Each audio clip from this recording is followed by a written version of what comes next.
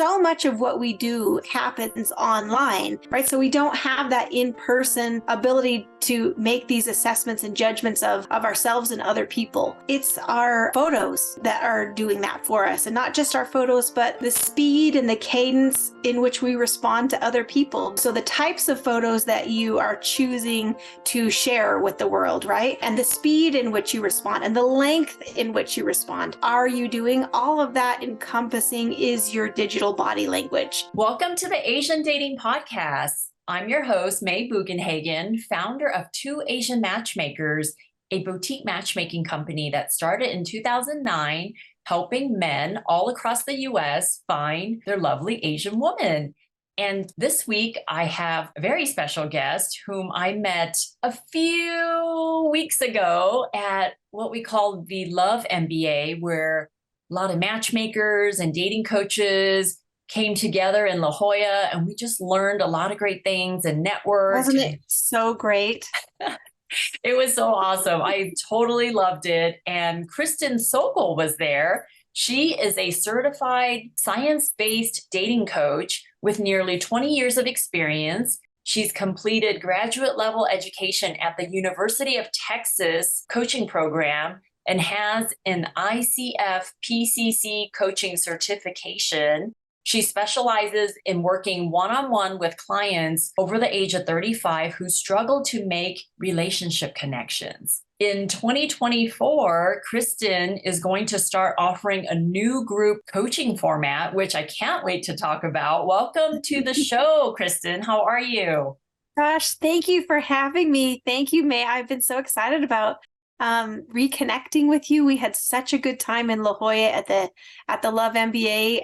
Rachel Greenwald is the just the bee's knees of training us people who are in the love industry. So I was so glad to have this chance to just chat with you again and get to meet your podcast audience. So hello, everyone. Yeah. With the Love MBA, I know Rachel Greenwald hasn't had one of those in like 8 years, and I just love how the love professionals in this industry really try to better themselves and be ethical and be helping each other and collaborate and all that. I thought it was really special. I enjoy that. And I know just last week I was in Cancun for the Matchmakers Alliance conference. And there's just so many of these little groups that people look up to and get information from. And that's really just to better our business. So what's one nugget that you got out of the Love MBA that you feel like, oh, that's an aha moment, or something that you really, took away from the conference? Yes. I have been so impressed with, as a solo practitioner, it does get kind of lonely. I love, I love running my own business and being able to manage my own schedule and client base and make all those decisions and have my own preferences, but it does get lonely. And, one thing I love not only about the Love MBA, but the Matchmakers Alliance and even the Global Love Institute is the spirit of collaboration. One would think that there would be a spirit of competition, but the truth is there's enough people out there looking for love that there's plenty of business for everyone. And everybody has been so generous to share their own insights and their own best practices that work for them, that have been so instrumental at helping me expand and be able to offer things that I've not offered before. And I guess my nugget, since you asked, I'm super excited about this group coaching format that I'm going to be adding a level of service that just makes date coaching a little bit more affordable for people who maybe can't afford one-on-one. And this is, a format that I learned about and got excited about from Michelle Jacoby from the DC Matchmaker. She has offered this as a service and is loving the results that her clients are getting from it. And so, she was really my spirit of inspiration there. But so I guess that's my nugget that I would talk about. Yeah. I love it. I know your specialty is helping clients over the age of 35. Is this men or women or both? It's really both. I would say the majority of my clients are women. That's who I mostly market. I don't do a lot of marketing, but my website is pink, so I guess I'm trying to attract women. But I am surprised how many really strategic men like to work with a dating coach who has a focus and an expertise in coaching women. I think that gives the men that I coach a real advantage in understanding the female psychology and understanding how to attract the type of woman that you want to meet. So yeah, I do work mostly with women, but maybe like 70-30. So I have a good portion of men too. Now, Yeah. you help them get online and you help them do online dating or no? Yes, I mean, totally. So I try to be a real holistic dating coach. So, when I take a new client, I typically take them for 10 sessions and we cover 3 different phases together, right? And one of them is really just about articulating what our desires are for the future. What do we hope the future is like? And what are some of the mindset objections that we have? There's good reasons why we don't have the things that we want already, right? There's reasons.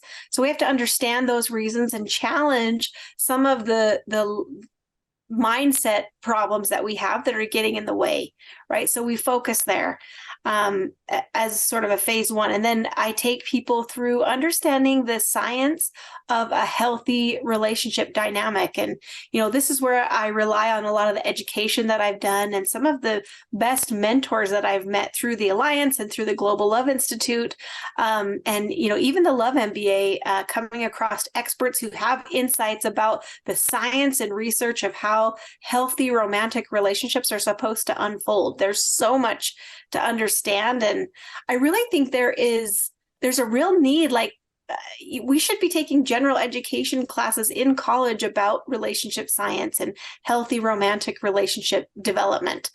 So we focus there. I've, accumulated a wealth of knowledge over many years that has been really instrumental at helping my clients get out of some of their own way. Like there's strategies that we're using that are not working, and we've got to adjust those things. And once we adjust, like make these little adjustments, then they are able to find the people that they are looking for in the dating pool and find love and get married. And that's always so that's like the cherry on top of what I do. And then the last thing I do with clients, and, it doesn't always follow this order, but we have to, and this, has to do with, I think what we're going to talk about today, digital body language, has to do with accumulating the assets that we need to be attractive, both in person, in the in-person places and opportunities that we have, as well as online. There's so much social connection that we do, not even via dating apps, but just with social media and LinkedIn. And, we are sending a message out about who we are and what we're targeting and what our personal brand is. And are we in control of that message, right? Do we understand? Do we have the assets that we need to send the message that we want to be sending? So I focus on that with clients too. So, I try to be really holistic. It's not, I used to just be a kind of a one-trick pony and let's get, down and dirty with the dating apps. And I'm great at that. It's my favorite part. But I have learned over 20 years of doing this that it takes more than that to be successful, especially when it comes to establishing a relationship that lasts over time. Yeah.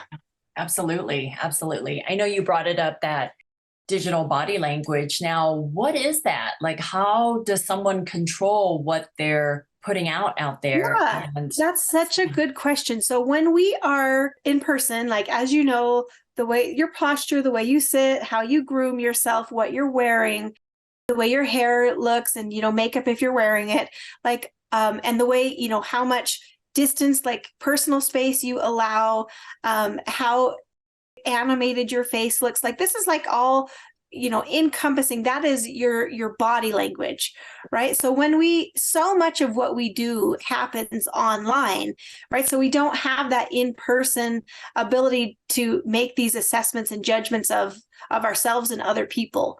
So it's our photos that are doing that for us, and not just our photos, but the speed and the cadence in which we respond to other people via email, via text, via dating app, if we're talking about dating.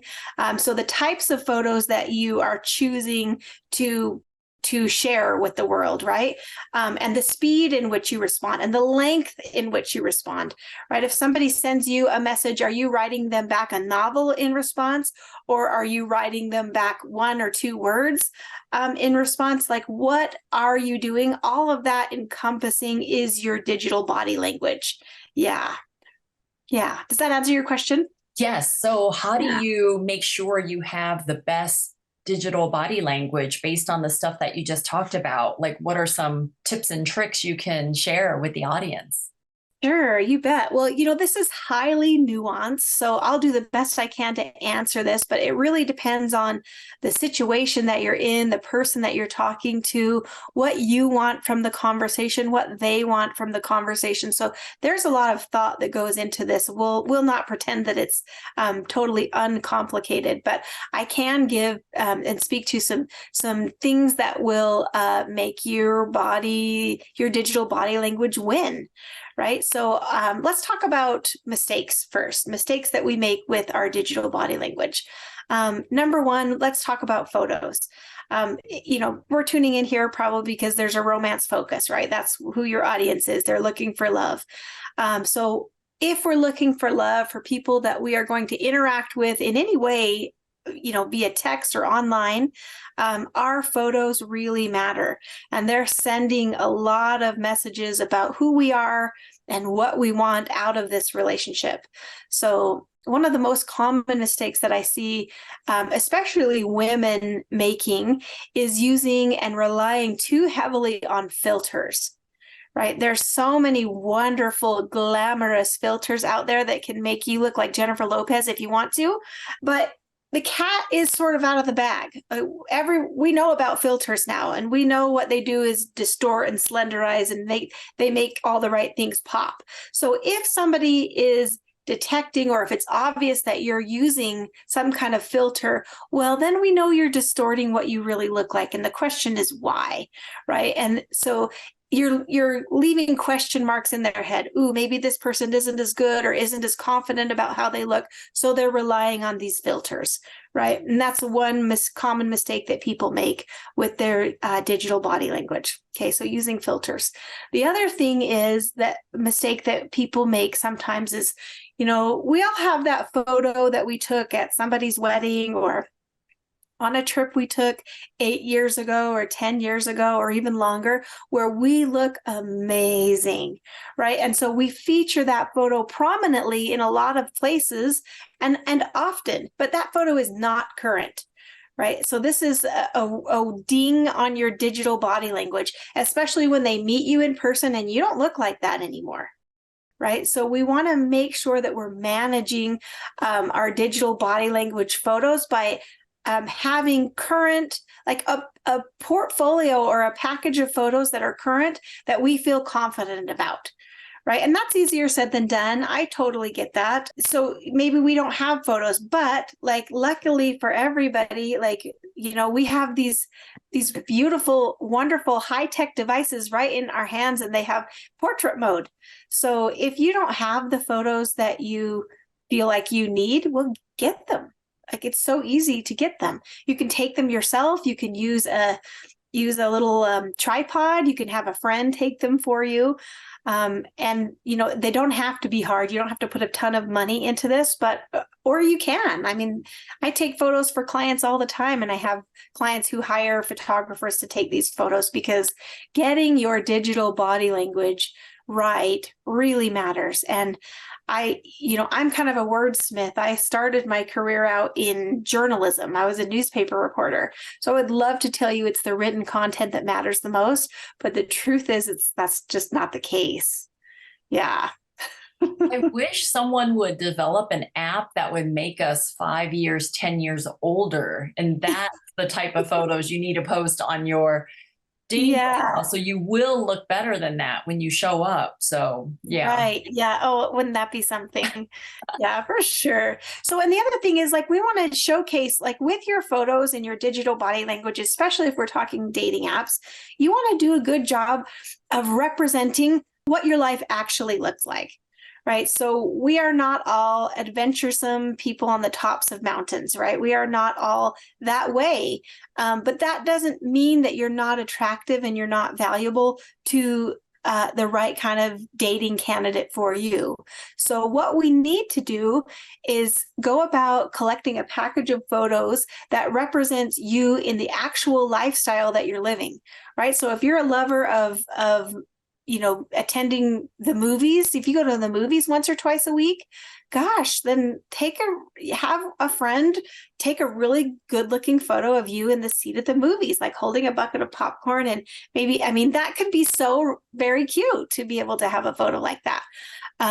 If you're a cyclist, and I have a lot of clients who are, hardcore into cycling, but I don't necessarily want to see a photo of you at the finish line, like holding the bike above your head.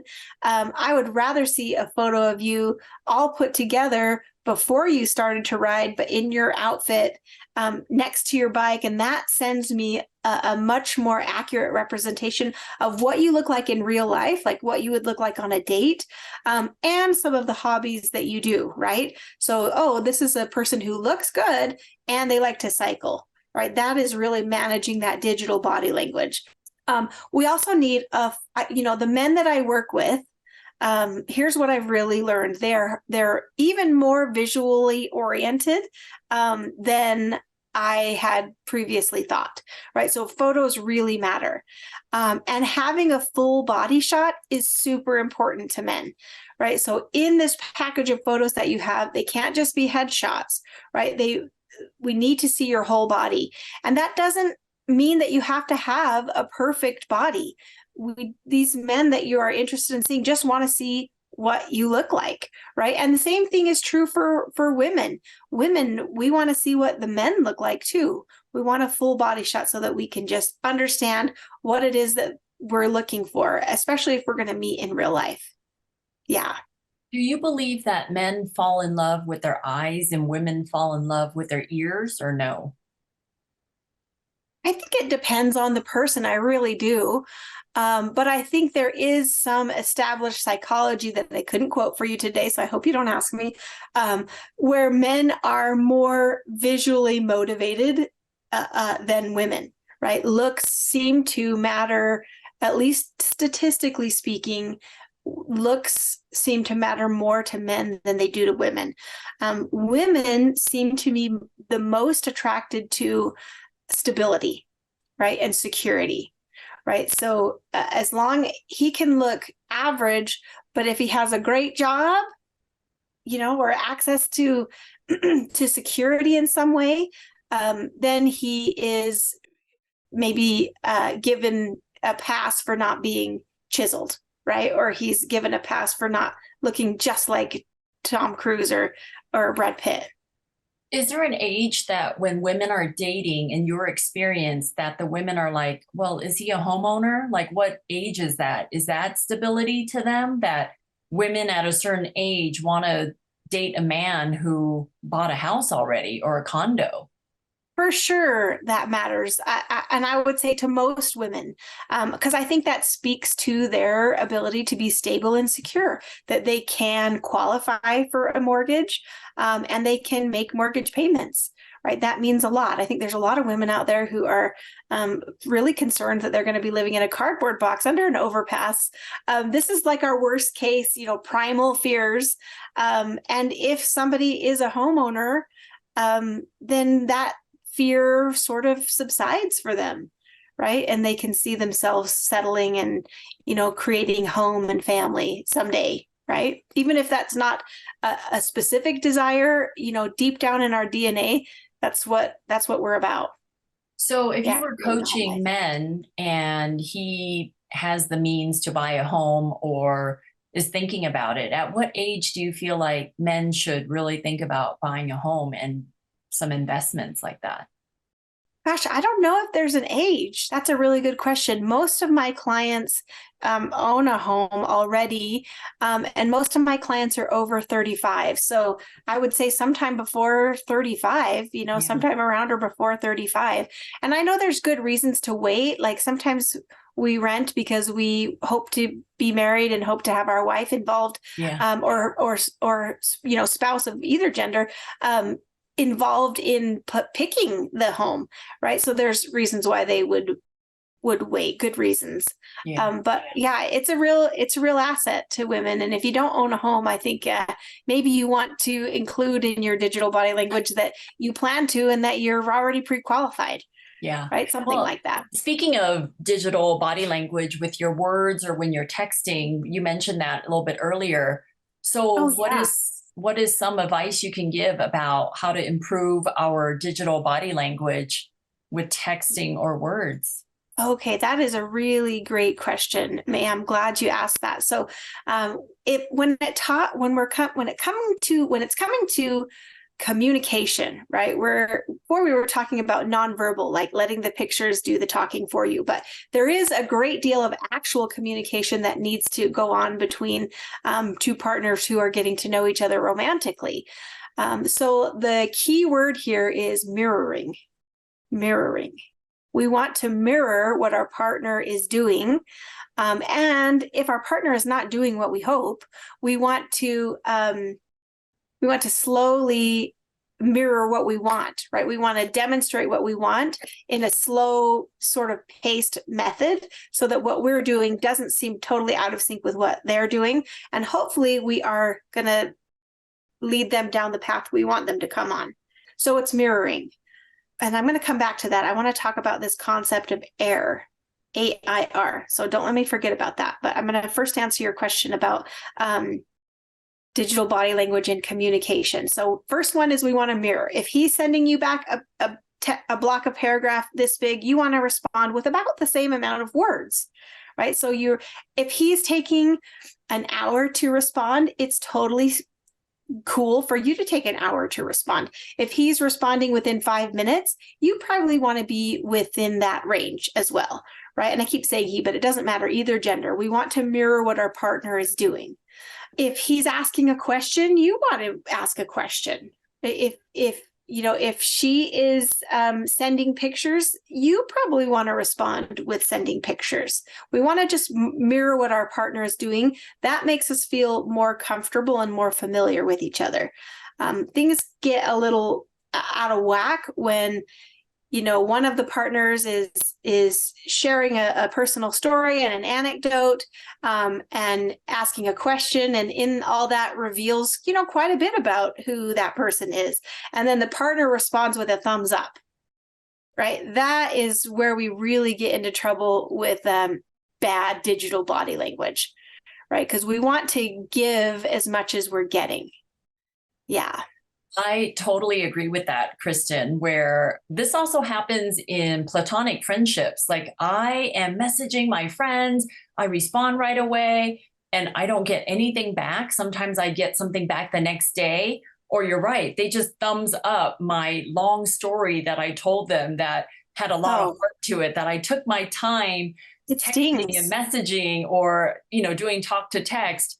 And they're just saying thumbs up. I'm like, okay, well, that was lame. Like maybe it's bad digital body language. It's bad manners. Yeah, it's not, even if you're busy, right? And you read it and you loved it and you don't have time to respond. It's perfectly okay to say, wow, thank you for sending me all that. I have so many thoughts and I'm going to call you later tonight, or I'm going to text you later tonight because I don't have time to respond right now. That is perfectly acceptable. But a thumbs up or a heart is a real way to say, oh, I don't really care about you. Yeah. Right. And if that's not what you intend to say, then we can't be in the business of doing that.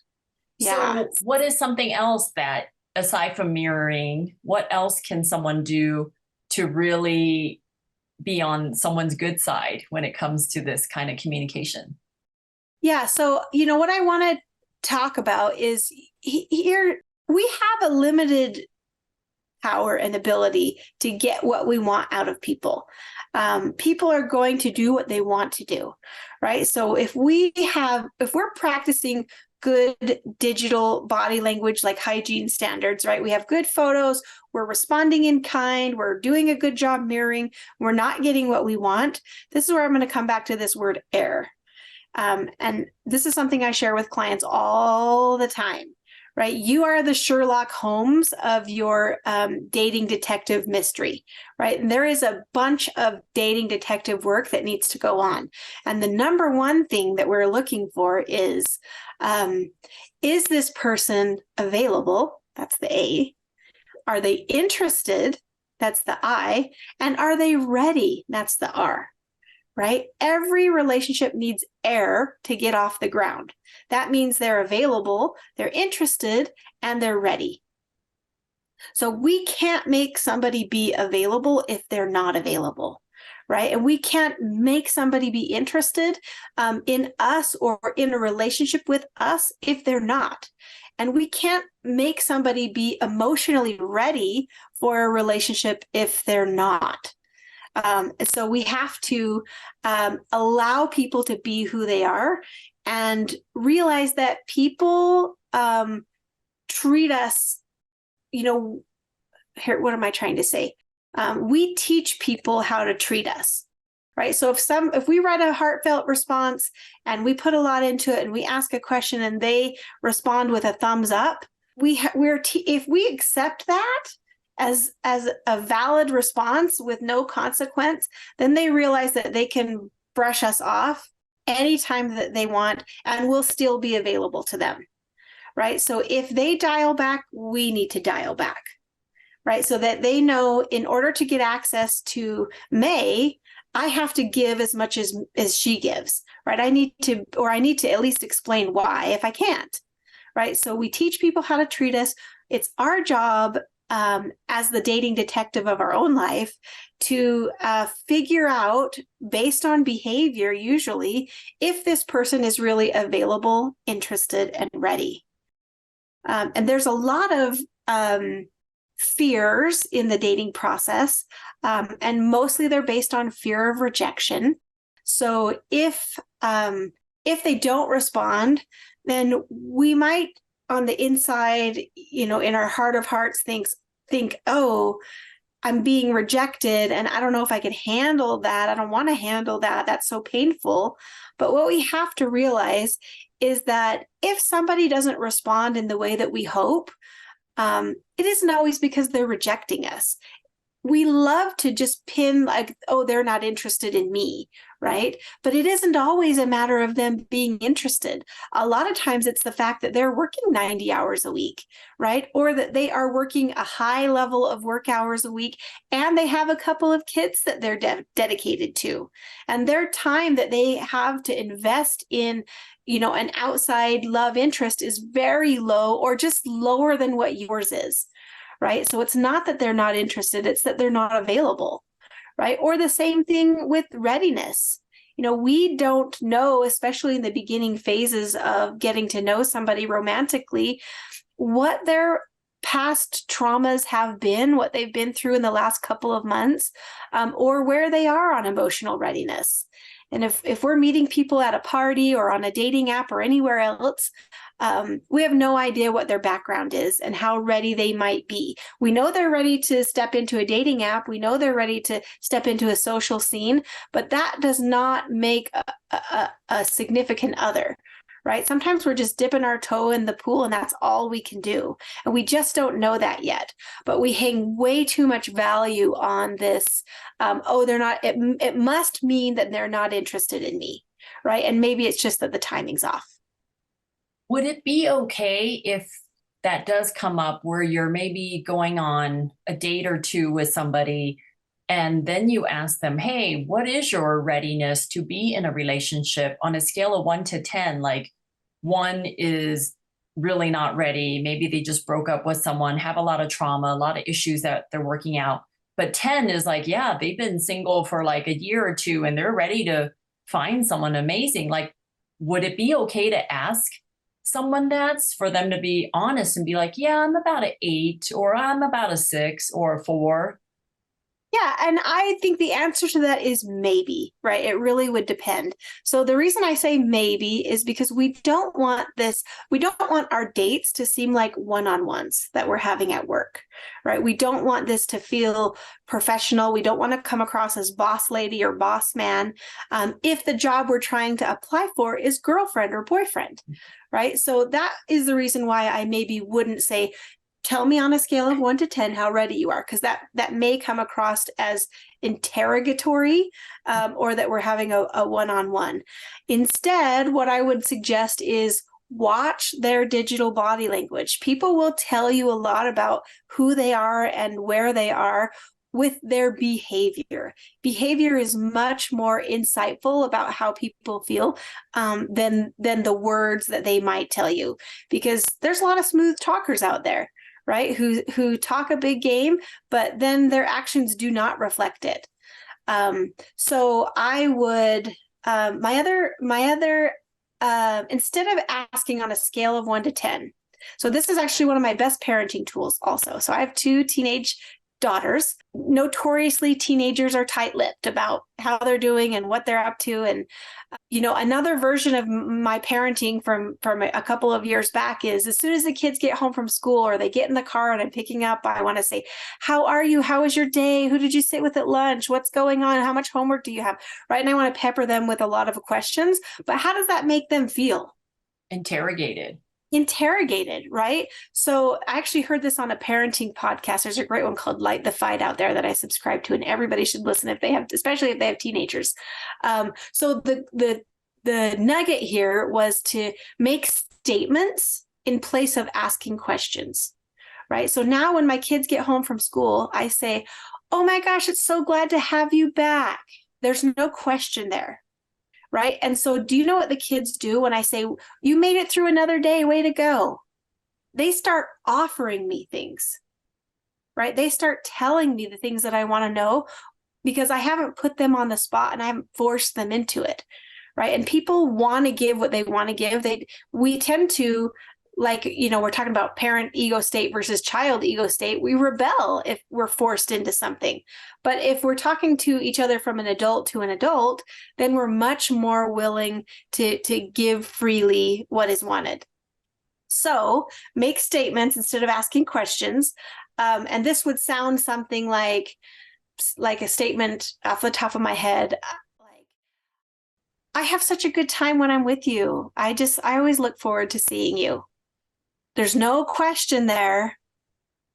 But if you say that, the response, you're going to find out something, right? You're going to get some sort of data when you hear their response to that statement, right? And maybe we need a few of those for them to feel confident and secure enough to be able to know how to respond, because they're going to be able to say, "Oh, she's way more into this than I am. I need to dial it back or cool it off or let her know that I'm not ready." Or they're going to feel confident to say, "Wow, it's so great to be with somebody who is so free and focused and is excited about connecting. It's been a while since I have dated anybody who has been so open. And thank you for saying all that." Right. So you're going to collect more data by making that statement, rather than saying, "Tell me on a scale of 1 to 10, how ready are you?"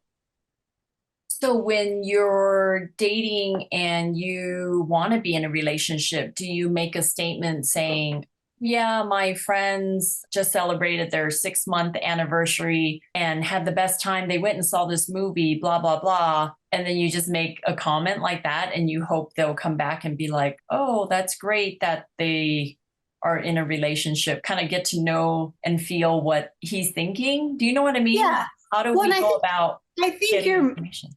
yeah. So I think you're on such a great track with that statement. And maybe it's just missing one thing of like what it means to you. Right. So like, I just was so fun to go to their anniversary party and they have such a great connection. And I'm so looking forward to being able to find that for myself. And I'm actually feeling so good about where we are. Okay. Right. Good, So like, good. So then, so he can then say, or she can then say, "Yeah, that was such a great party that you were at. I would love to find someone like that too." Or would that person might say, gosh, I can't even imagine having a boyfriend, girlfriend right now. Do you know what I mean? Like, is that, Yeah. you're saying Yes. by saying those statements, it would actually invite him or her to reveal their feelings instead Disclose. of, okay. Yeah. All right. Right. And the key in these statements is a level of vulnerability. Right. So if you said something about attending your friend's party and how much you anticipate that for yourself and that you're feeling good about, the direction we're heading in, all of that is pretty vulnerable with no risk, no reward. And like the Brene Brown, who we all know and love, one of my favorite Brene Brown quotes is, we compete in our strengths, but we connect through our vulnerabilities. So if we really hope to connect deeply, we've got to be vulnerable, right? We've got to share. And I was actually having a conversation this morning with a client, and she said, and I thought this was so poignant, she said, the path to success is paved with rejection, right? And so we know that if we're being rejected, hey, good news, we're on the path, right? So you have to take these risks, and the risk is rejection, but the reward is connection, right? And I don't want you to date somebody for 6 months or 4 months if they are not headed in the same direction or they don't want what you want. I want you out of that relationship as quick as possible so that we can make space for somebody else who does want that, right? So the risk is rejection, but being rejected by somebody who doesn't want what you want is not a bad thing. Right. It's getting to your person a lot sooner, right? You rather just exactly move on and just find the right person. Open the door for the person who does want that. Yeah. Right. Now, we talked a lot about online dating, like on dating apps specifically. How can people improve their digital body language? Like if someone's doing online dating right now and they're listening to this podcast, what are some aha moments you can give them for them to make a better decision? I'm so glad you asked that, because there's a lot we can do. And we'll start quickly. I'll glaze with pictures. You've got to get better pictures. Yeah. You've just got to get better pictures. If you haven't put intention into your pictures, then that's how you know you need better pictures, right? There's got to be some intention that goes into your pictures. It's your communication, right? It's the speed in which you're responding. You don't want to seem over eager. You don't want to seem under eager. So you want to mirror back what they're giving to you. And if it's not what you want to slowly lead them to what it is that you want and see if they will mirror you, right? Because they're going to tell you who they are. Okay. So we already discussed that at length. Here's my new nuggets here. Your question prompts, right? If you're on, everybody gets a chance, like let's say on Hinge or Bumble, they're going to have these prepackaged question prompts. You fill in the answer. Okay. So, a good and bad way to do this, right? Like, what's your favorite book, right? So this is your chance to engage somebody who is like-minded into a conversation with you. So if you're a woman and you talk about how your favorite book is some Jane Austen book, how many conversations with men is that going to open up for you? Right. I have a client who really likes masculine men that have boats and side by sides, and they like rugged things. And she listed a Jane Austen book as her favorite. But that's how she answered that question. And I was like, no, this will not work for you. Right. So we want to engage a manly man in a conversation. So if it's like what's your favorite book is the question. First of all, I probably wouldn't pick that question prompt, but if I had to, I would make it something that would appeal to a manly man, a book that a manly man would read, right? So maybe something by, I don't even know any authors that speak to that audience, but I hope that it makes sense. So your question prompts are your opportunity to engage your target audience in a conversation. So don't squander that opportunity because it's a good one. I have a client who I'm working with right now, and we just, her question prompt was the fastest way to my heart. And so she said, a donut from this specific donut place that's local, and a certain blend of hot chocolate that she really likes. And already that question prompt is delivering people who understand what she's talking about and are, asking, what about this type of donut place? Or have you ever tried this? Or have you ever tried that? Right? It is engaging people in a conversation. So that's really what we want our digital body language to do, is to specifically attract the right type of audience. And we do that by sharing something about you. Like, I'm a real pickleball fanatic. I don't know if you play, but I'd love to hear where your favorite court is. Right. So now I'm engaging other pickleball players into telling me some information I want to know. And I'm also like outing myself that I would love to play with them. Yeah. This is also very valuable to the online dater on the other side. Like, you can pick someone's answers and make it specific and ask them questions about it, and to just have a fun banter, right?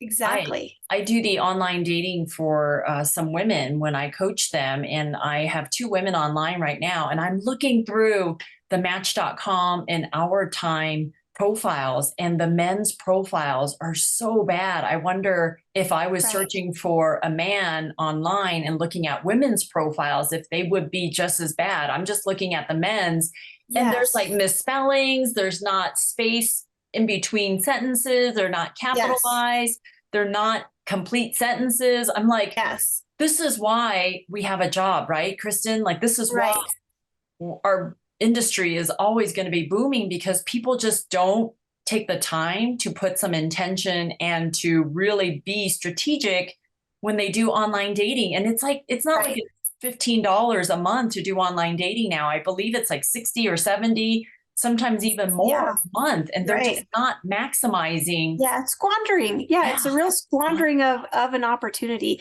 And it doesn't have to even be that hard. I'll tell you, the time that we live in, there's so many good resources to teach people how to do that. One of my favorite brand new tools, it's not brand new, but ChatGPT is a wonderful grammar checker for you. So I often will plug, do my best. I answer the question prompt. I try to make it really conversational.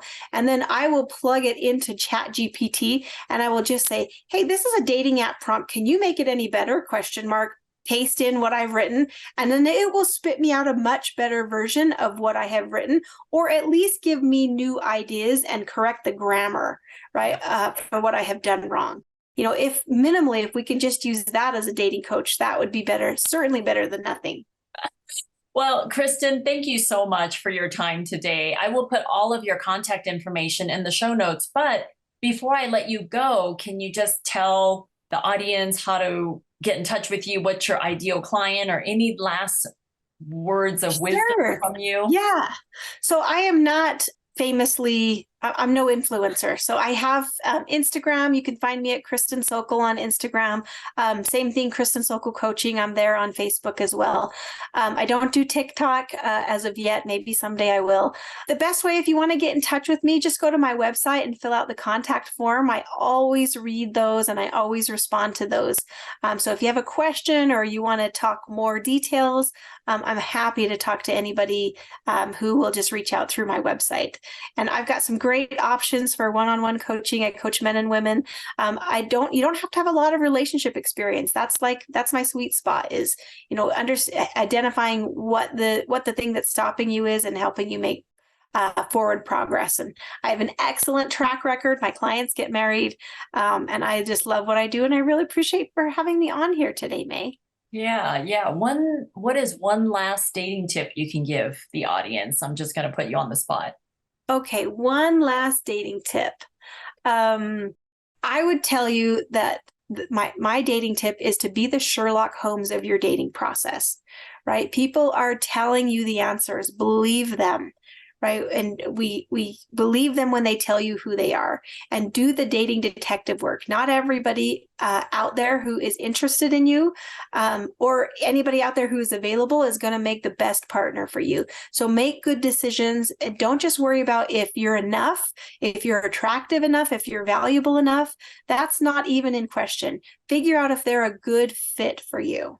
I love it. I love it. Well, thank you, Kristin, for coming on the show. And great chatting with you there, again. yeah, just anybody out there want to get in touch with me, please go to twoasianmatchmakers.com. Please subscribe or like this channel. I really appreciate you guys listening. And thank you, Kristin. I'm so glad to see you. And I'm wearing your bracelets that you gave me. So thank you. Bye.